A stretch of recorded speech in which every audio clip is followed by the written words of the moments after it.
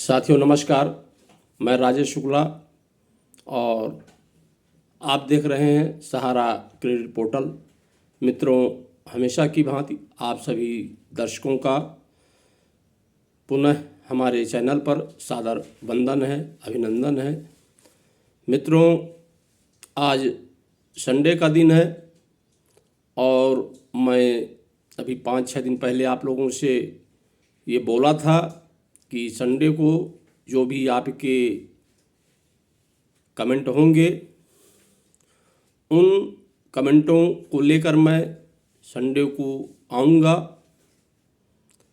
तो आज कमेंटों पर चर्चा होगी।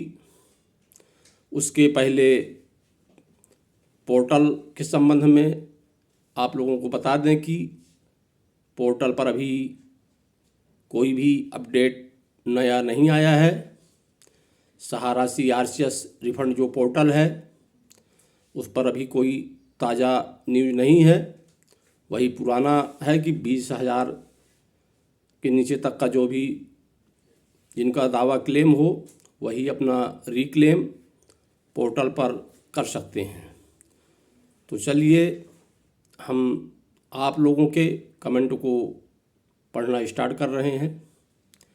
सबसे पहले हमारे एक दर्शक हैं मीना मित्तल जी। वो कमेंट लिखी हैं कि 2014 से सब झूठ बोल रहे हैं, पोर्टल एक छलावा है, कुछ मिलने वाला नहीं है, बड़े बुजुर्ग बहुत चिंतित हैं। तो मित्तल जी, बात बिल्कुल सत्य है। 2014 से भुगतान नहीं हो रहा है और बड़े बुजुर्ग जो हैं वो सब परेशान होंगे, क्योंकि वो ये देख रहे हैं कि घर का खर्चा नहीं चल रहा है और जिस हिसाब से पैसे को वो जमा करवाए थे वो सोचे रहे होंगे कि हमारा पैसा इस समय मिल जाएगा तो हम इस पैसे से अपना कुछ कार्य जो सोचे रहे होंगे उसको करने के लिए वो चिंतित होंगे। इसके साथ ही अमित शुक्ला जी लिख रहे हैं कि एक आवेदन पत्र अपलोड कर दिया है और कुछ बांड छूट गए हैं, तो इसके विषय में क्या किया जाए। तो शुक्ला जी, पोर्टल के माध्यम से अभी सिर्फ 10,000 रुपये का ही भुगतान हो रहा है और इससे ज़्यादा अभी मिलने वाला नहीं है। तो जो आप क्लेम कर दिए हैं पहले उसका पैसा ले लें, उसके बाद में जो बांड छूट गए हैं अब उसका पोर्टल पर क्लेम अभी नहीं होगा। हाँ, इस संदर्भ में CRCS को जानकारी दी गई है। जैसे ही कोई अपडेट आएगा तो आप लोगों को इस विषय में अवगत कराया जाएगा। इसके बाद में कुछ लोग बोल रहे हैं कि कौन अधिकारी बोल रहा है कि पैसा मिलने वाला है। तो सर, मैं ये बता दूं कि जिस हिसाब से कंपनी भी इस समय खामोश है, कोई भी अपना भुगतान को लेकर के कोई जजमेंट नहीं दे रही है और बिल्कुल मौन साध करके कंपनी बैठी हुई है, तो ज़रूर कुछ ना कुछ कंपनी के भी मन में विचार चल रहा होगा।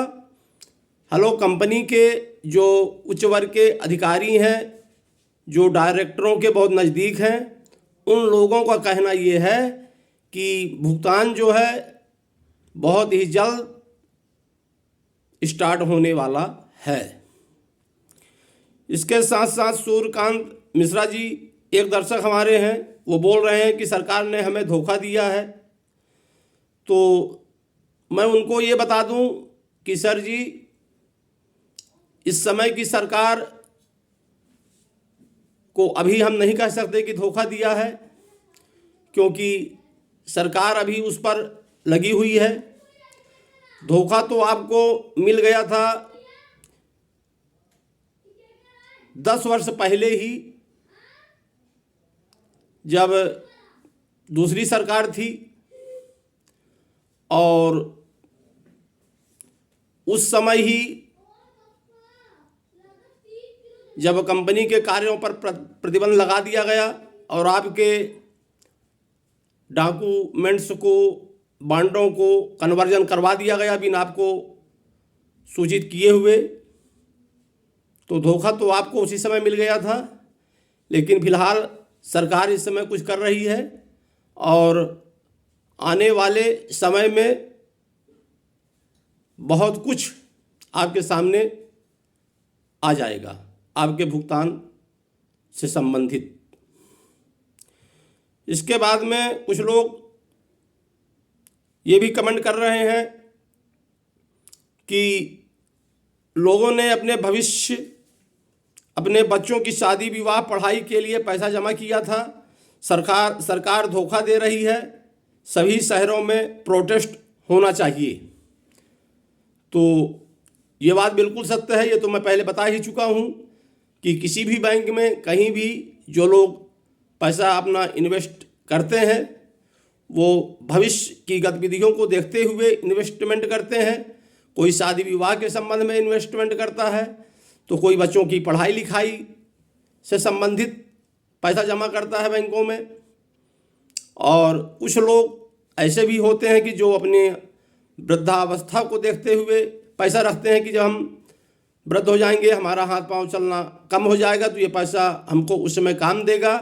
और रही बात प्रोटेस्ट की, तो 30 जनवरी को हर शहरों में ऑल इंडिया जन आंदोलन जो संगठन है उसके तहत हर शहरों में आंदोलन किया जाएगा। आप सभी लोग उस आंदोलन में शामिल हों और अपने अपने शहरों में आंदोलन करें।